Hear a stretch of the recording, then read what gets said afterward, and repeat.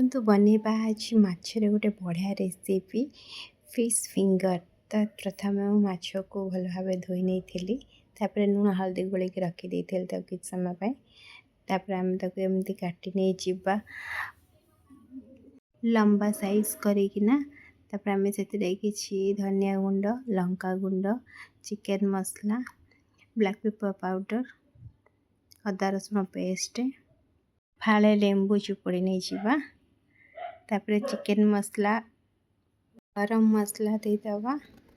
तापर आम 2 चम्मच कॉर्नफ्लावर देदवा, 1 चम्मच मैदा, 1 अंडा को फटै नवा। भल भाव माछ गुड़ी को मसला रे गोले नहीं जीवा, जेमती कि भल भाव आम माछ गुड़ी को गोले हो। तापर आम कॉर्नफ्लेक्स को ग्राइंडिंग करनवा ग्राइंडर जार पे।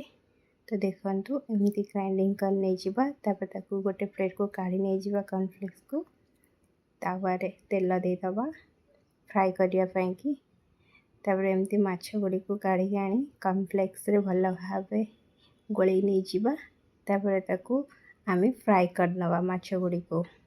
देखंतु एई भली फ्राई कर नहीं जीवे सबु माछ गुड़ी को।